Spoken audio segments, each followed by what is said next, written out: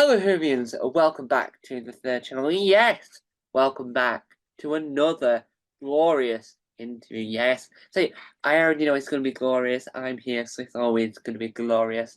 And today, before we crack on with our wonderful interview, I'd like to announce that we have a brand new YouTube channel on the TGM production scene. It's called Deja Vu. Basically, Deja Vu, which is Dave plus one, but just for content. So sometimes they'll be re-edited due to errors in the original video, and sometimes they'll just be uploaded because why would you not want to see the same video over again? Who wouldn't? Who wouldn't? And it's the only bit of French you'll ever need to learn. Javu, or déjà vu. Yeah, you'll remember that later.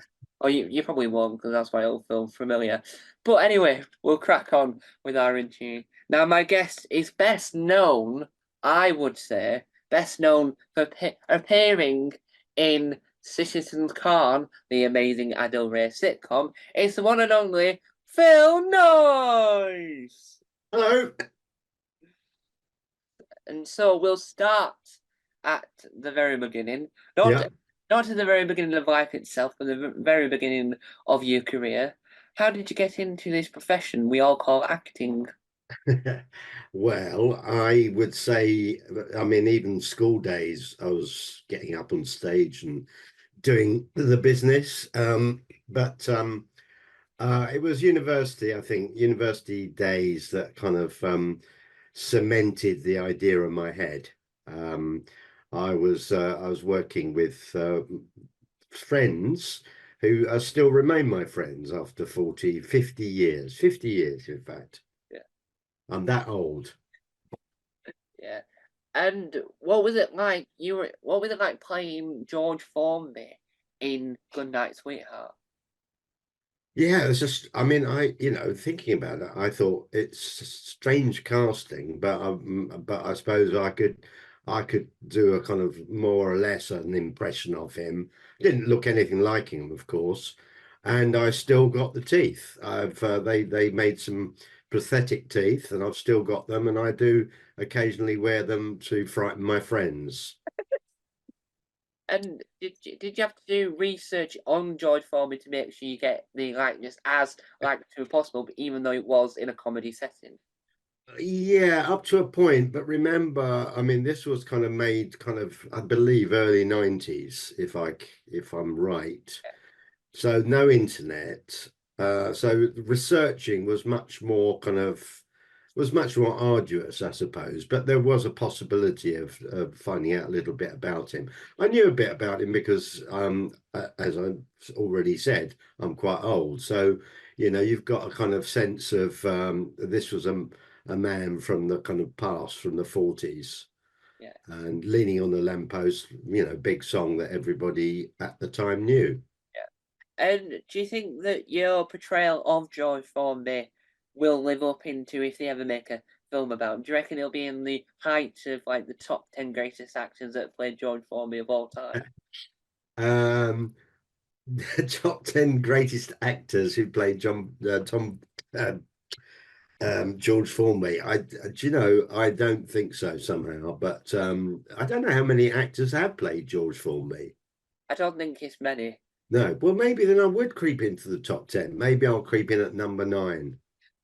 And one of the other things you've appeared in, which I think is has got to be one of the most hilarious and horrific sentences I think I've ever heard in sitcom. What was it like appearing in an episode of the groundbreaking sitcom Outnumbered? Oh, I loved it. It was very quick. I love it because I know both Andy Hamilton and my co-star as well, the lovely Stella Gonne. Um, well, stays co-star of My Scene. Yeah, I also know Hugh Dennis, yeah. but not so well. And so it was a short, very quick appearance, but it was a nice little scene, nice little bit of comedy.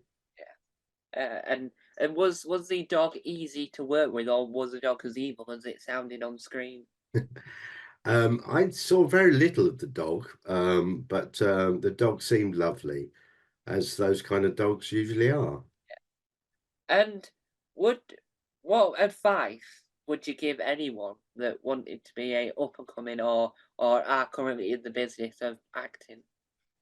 Well, that's a difficult one because you know everybody's path, everybody's kind of the way their career unfolds is very different. I mean, and there's a lot of luck involved. I chose to go initially down the comedy route.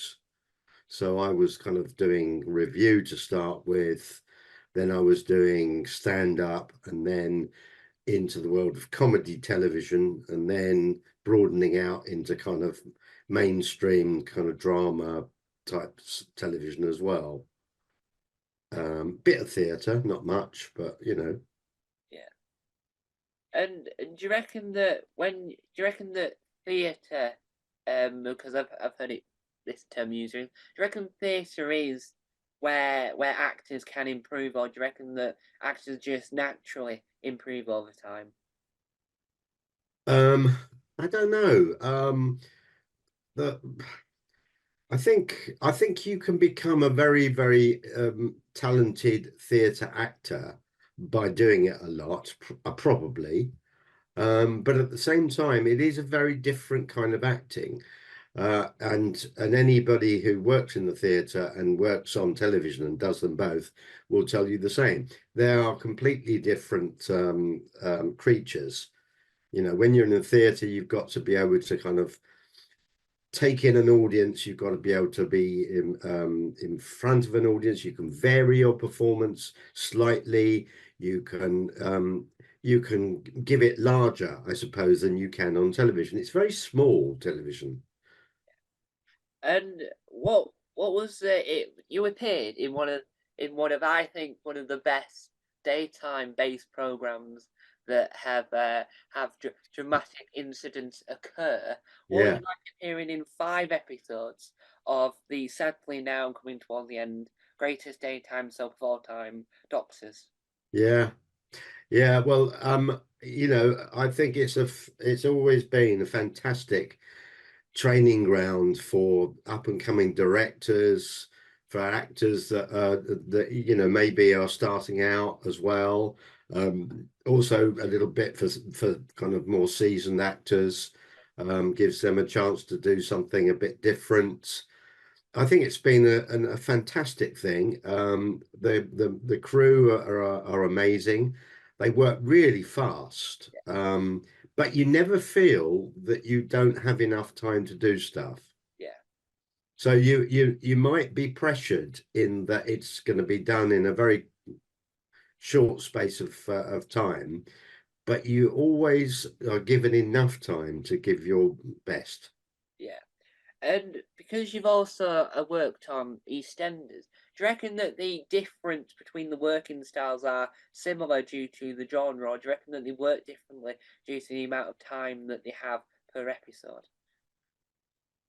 Yeah, it's difficult to say. I mean, my two times on EastEnders have both been tiny little cameo roles, and it is very much a factory. In that they have to churn out, you know, I don't know how many episodes do they do a week now. I mean, It's like, I'm not one, sure. Is it? like once, I think it's like 5 in the week. I think it's like Monday to Thursday. Yeah, I mean, it's quite a lot, isn't it? And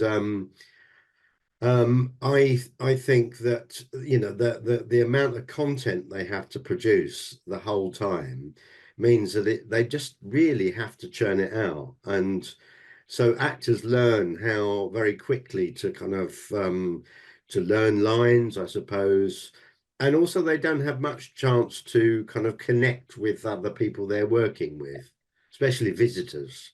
Yeah. And do you reckon that uh, being in soaps and performing in soaps is harder than when you've done comedy and drama? Um, I don't think they're comparable really. I mean, I think when you're doing a comedy program on the television, you if it's with a studio audience, say with Citizen Khan, you have lots of time in the rehearsal room, rehearsing with all the other actors, getting it fine-tuned, taking out lines here and there, adding lines, whatever. But then you have a dress run, and then you do a kind of a camera run and all those things, and then you appear in front of a studio audience, and that I think can be a bit scary for people who don't appear in front of audiences very often. Yeah. And what are the things you've worked on that over the last, I'm gonna say, 4 years has been repeated several times on the top 10 list of greatest channels that love repeating the same thing over and over again? What would you like appearing in an episode of The Amazing My Hero? My hero, if I remember rightly, I played somebody with a broken arm, Did. and the broken arm was kind of really quite prominent. So I had this kind of great big arm sticking out in front of me, all plastered up from wrist to shoulder.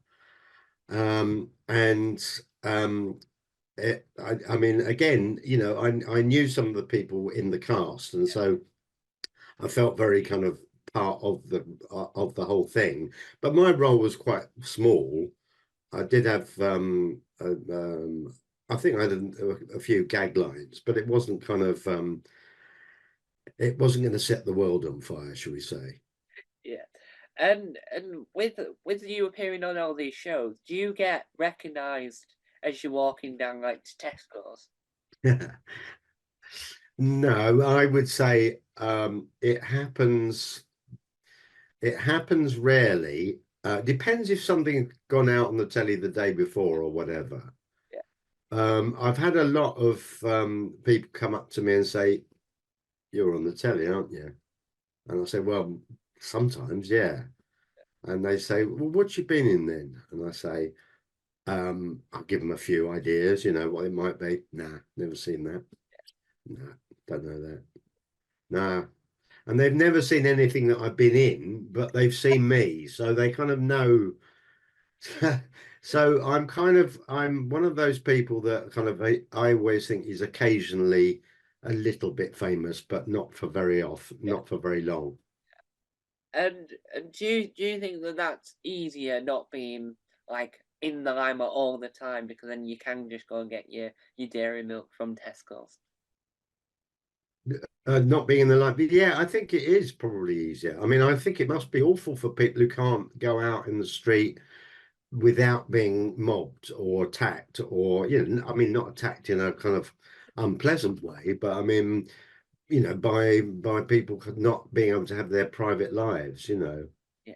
Um, I guess that's a price you have to pay, and maybe that changes the way you view uh going out, and why maybe the people you spend time with. I don't know, but I'm lucky, and I've got a lot of people that don't work in entertainment.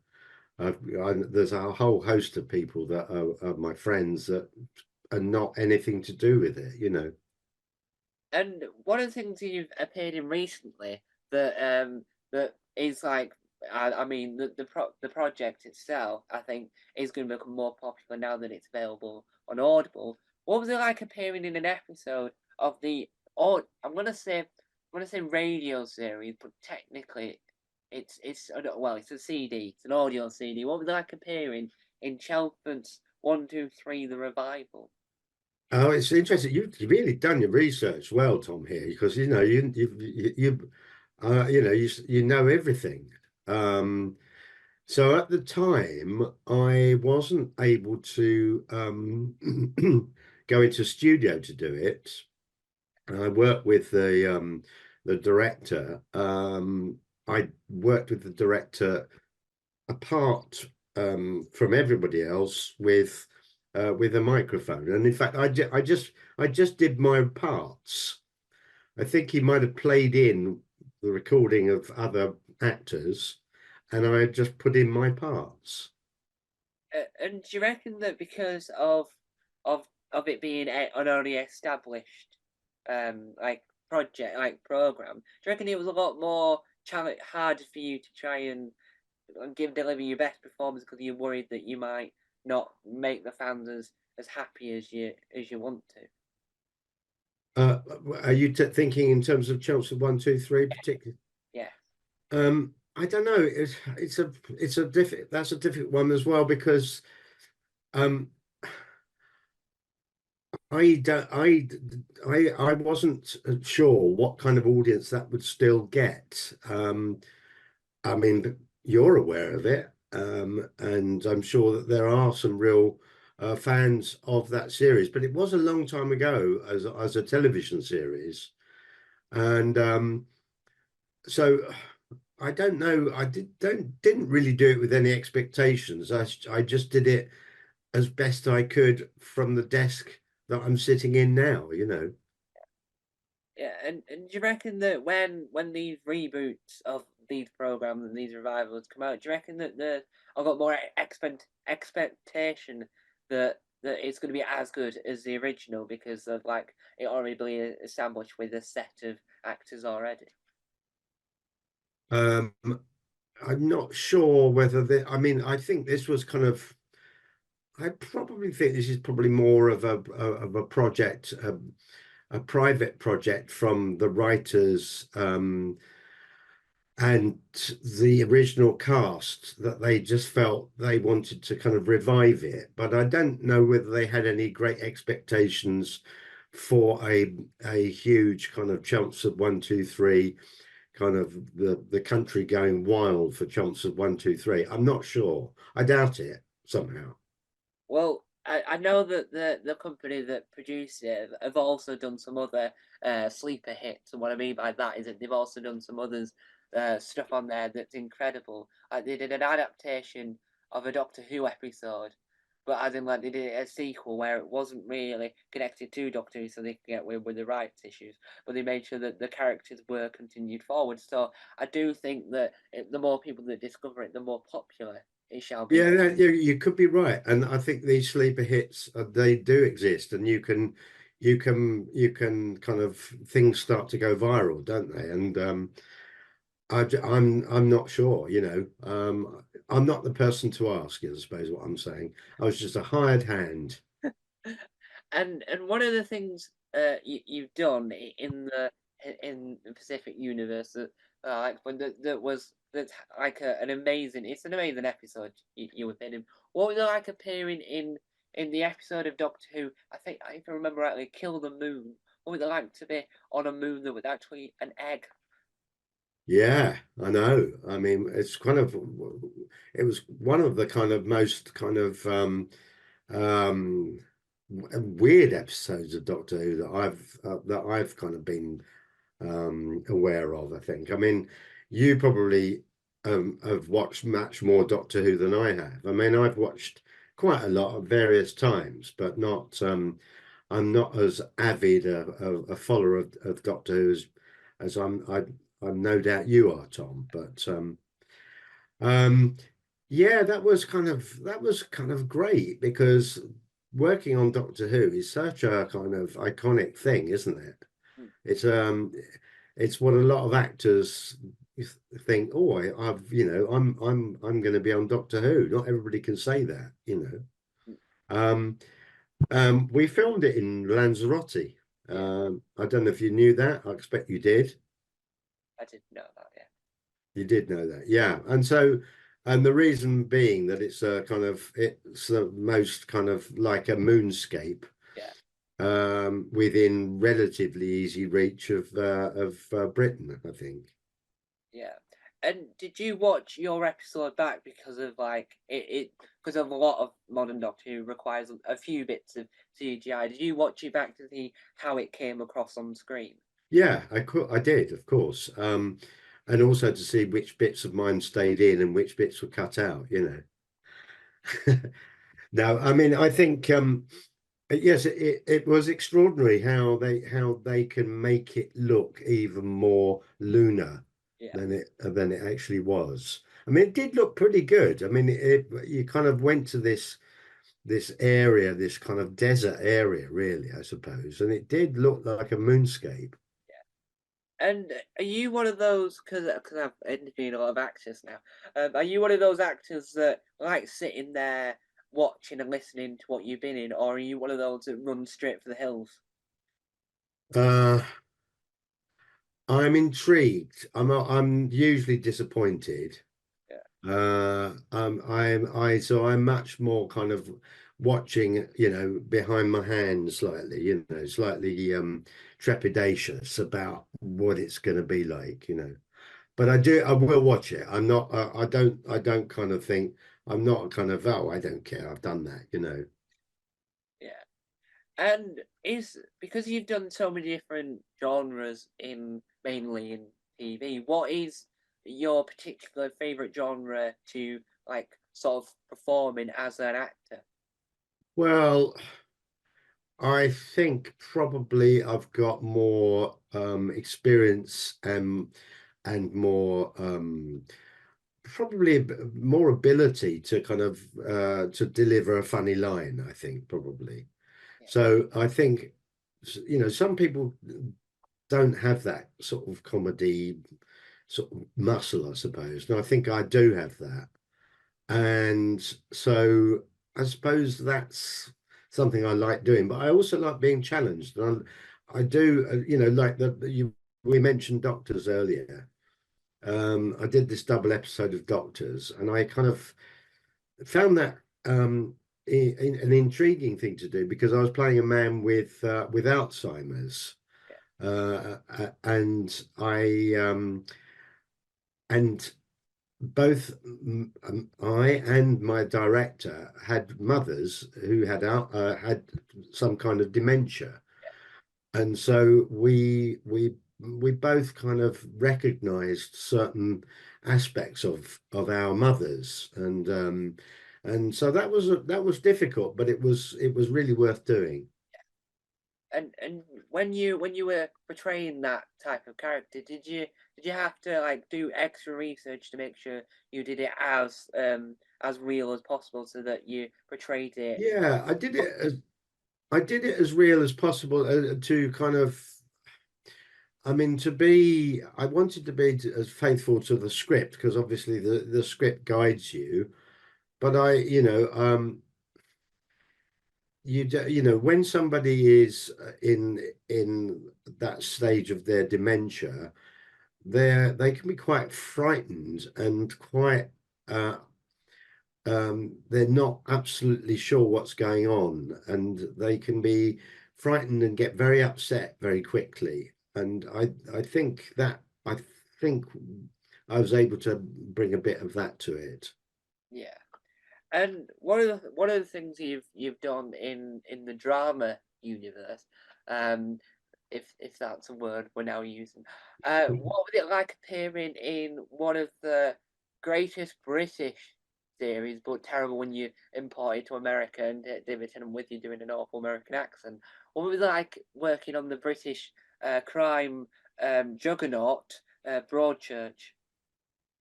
Oh yeah, Broadchurch. In fact, one of my wife's American cousins told me the other day that she'd seen me on Broadchurch a couple of days before. So I've just met up with her in Germany, and she said, "Oh, I saw you on Broadchurch before we left the States." So, um, so sorry, but the question was What was it like? what it What was was it like like. working on Broadchurch? Well, again, that's again another one of those shows that was really, really popular, wasn't it? For the first series was amazingly kind of successful, Yeah. and the second too, and it was kind of again, one of those things that you think, oh gosh, I've got a part on this, great, and excuse me, sorry. Yeah, and it was fun, but short, another little short appearance. Yeah. And Broadchurch is one of the is in my lifetime due to the internet being a factor and streaming was creeping in the early days of my life.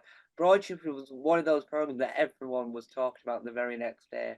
Yeah, they were. Yeah, and I remember being in like the PE department for no apparent reason, not by choice, obviously. And they were having a conversation about who did what, and it's like you never get that anymore, and that's what one of the beauties of Broadchurch. That's right. I think it was. Yeah, I think particularly as I say, first and second series. I think particularly. I think I'm not sure whether the series that I in the third. I can't remember. I think you were. You see, I'm bowing to your superior knowledge here, Tom. But I think kind of by the third, it was kind of slightly losing its luster. I think. But it was still one of those ones that to be in that was special. Yeah, yeah, And I remember that I came from the Glastonbury Festival, where I was kind of just sort of watching bands and having fun. I got a train to Bristol from there yeah, to do the job. I remember that. yeah. And was the landscape of the area as beautiful as it looks on screen? Yeah, it was. That was. I mean, I've never been there before, and I've forgotten the name of the place. It's not far from Bristol, but it's on the Bristol Channel. Yeah, And this home that was probably a hotel, I'm not sure, was overlooking the sea or the channel as it was, but it looked very wide, yeah, and it was beautiful. yeah. And why do you reckon that crime dramas are becoming such a popular staple on British TV? Oh, I think people love it, don't they? I mean, um, crime dramas and thrillers are always going to attract people, I think. Um, I mean, they do have a kind of familiarity about them as well. You kind of the kind of it's so often the kind of the policewoman or policeman is somebody with drink problem, or his marriage is breaking up, or something terrible is going on in his personal life, and his life is falling apart, but he still manages, or she still manages to do the job. Yeah. And what would it like appearing in an episode of the ITV sleeper hit, as we mentioned earlier, DCI Ray, or DI Ray is actually called. There's too many dots. Yeah. Well, that was special because I was in the opening scene of program number one. And so it was, the very first moment of DI Ray or DCI Ray or whatever it is. Um, and uh, and yeah, again, I didn't have a great deal to do, but I knew and liked the director. I knew and liked the writer. Yeah. Um, and so it was a fun job to do. And one of the other things you've appeared on, that is the only program to be on multiple different channels, such as no one understands what age range the program's for anymore due to the uh, backward, like tennis almost, or back and forwards from both CBBS and CBBC, because they're both two different age range. What would you like appearing in 3 episodes of Wuffle the Wonder Dog? Well, again, that's one of those things that I do get recognised from, and this is obviously with little kiddies and their parents. They kind of say, so and so saw you on Waffle and is too shy to come and talk to you, and that kind of thing. And I wasn't in it. I was in it a bit, but I wasn't in it a great deal. But that was great fun. I mean, it was a lovely kind of summer's weather, I seem to recall as well, which is always a joy being outside. Yeah. And do you reckon that children's TV is becoming like more popular because we've got more like shows that are like Wuffle the Wonder Dog, and one of those shows that behaves like what say like children's TV used to be? Do you reckon that the evolution of children's TV is getting back, like building back up again? I, I'm not the right person to ask. So I mean, my children have all grown up, and my grandchildren now live in Spain. Um, and then they're also too old to watch now. They're too old to be watching the kind of children's TV that of that kind. So I don't really have any knowledge of it. I suspect that children's television is kind of having to kind of play, it's having to keep up with the changing fashions, you know, and of the viewers that they represent, you know. Yeah, and because of you've done so much in your career, have have you got any upcoming projects that you can talk about that you're looking forward to, whether or not that's on TV stage or on audio platforms? Yeah, no, I can. There's one thing in particular that I'm doing currently, and that is working alongside one of my old friends and old colleagues from university years. We did a double act together in the 80s. Um, and Arthur Smith and I are doing a show in Edinburgh this year. He's done many, many shows. But this is a kind of reconnection of our double act period, Yeah. um, like 40 years on. Mm. And And we're doing that at the Pleasance in the for the Edinburgh Festival this year.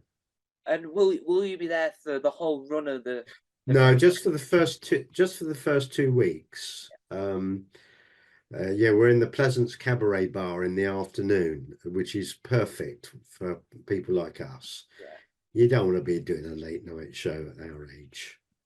And where can people currently buy the tickets? You can buy them from the Fringe box office, I think, already, and also from the Pleasance already online. But yeah, I mean that shouldn't be a problem at all. I think I've been told that they're already selling quite well. I think, you know, Arthur's reputation is is going to bring in a lot of people because he kind of has a sort of niche Radio 4 kind of audience that always like to come and see him, you know, the grumpy old man with the Cockney accent, but kind of university educated.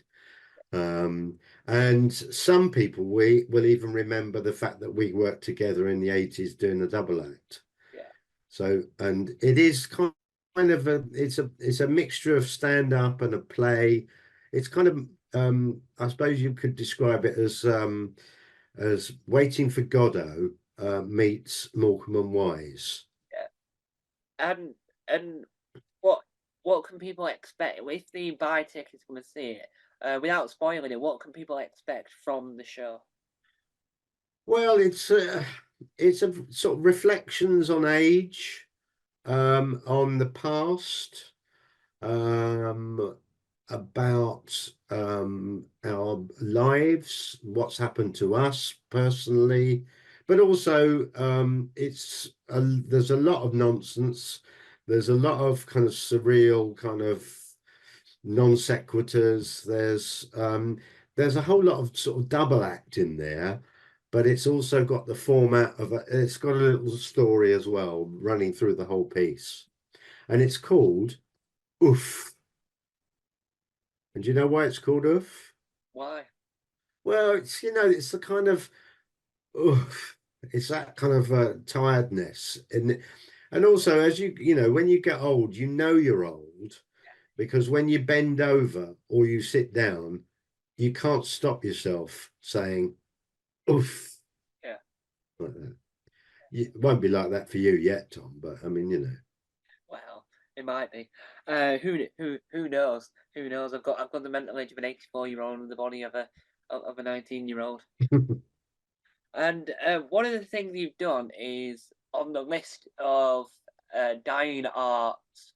What I mean by that is that there's not many of them knocking about, and when one turns up, it's like a godsend. What was it like appearing in one of the few that still exist, studio sitcom Kate and Conjure? Okay, Ken Kudger, again, that was another COVID appearance. So again, the protocols were really quite kind of rigid, and but it was fun. It's fun working on things where you know certain people, and I did know.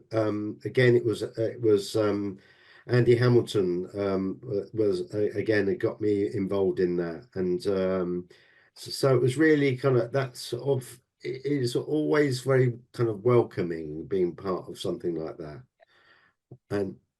and that was done in front of a studio audience as well, but a limited one. I think they were kind of like sitting kind of not right next to each other, but one apart from each other, you know.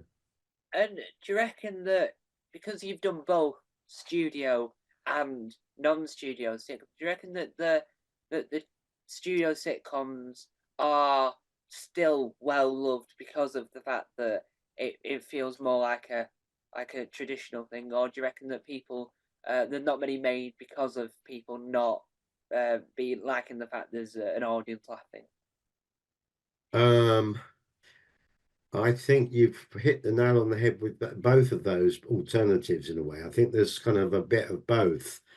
I think that it's probably cheaper to make a show without an audience, probably, in that you're not having to kind of rehearse it kind of over and over again for during the week.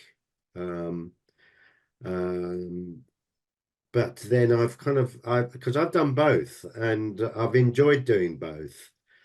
And I like doing the audience one because you have a chance to connect with an audience and you have a chance to kind of to understand the audience, and they kind of can latch into what you're doing. Whereas you're not certain about that when you're doing it as if as if it was just filmed or whatever.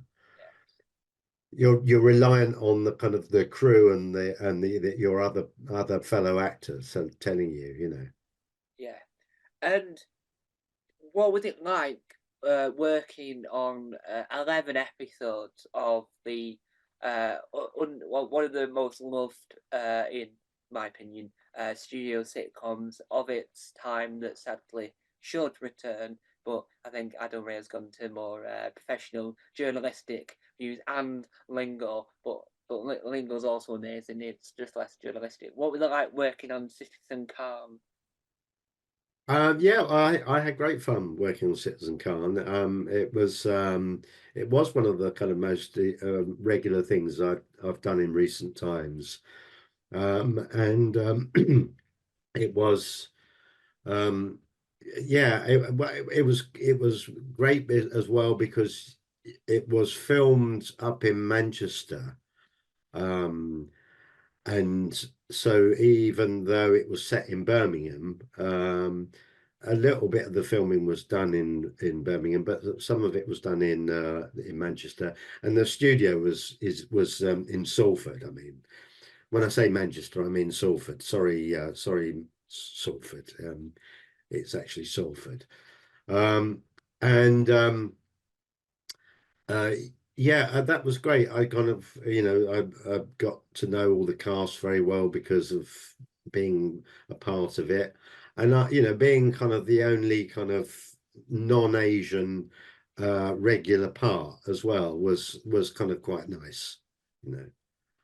And why do you reckon that Citizen Khan was and is still so popular today? Why Citizen Khan is so Yeah, popular?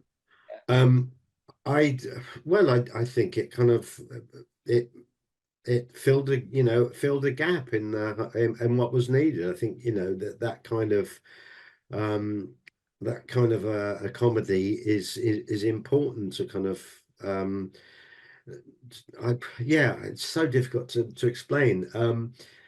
I think it's not kind of not terribly deep comedy. It's kind of quite accessible. It's quite kind of easy comedy. but it's kind of fulfills a role, I think, in the kind of comedy pantheon.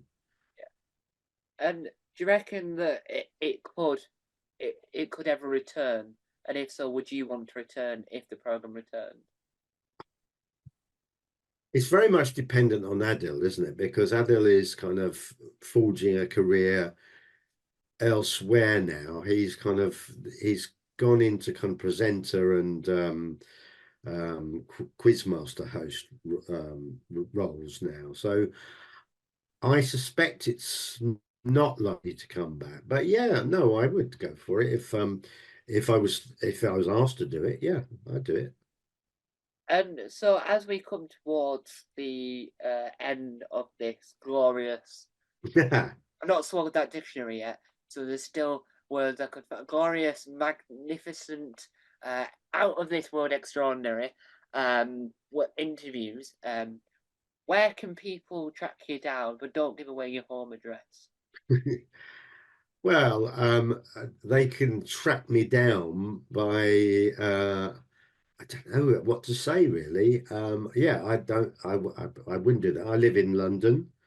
Um, they may see me around in the southeast London where I live, or they may, I have. I'm accessible in the sense that I've got, Facebook and such like. But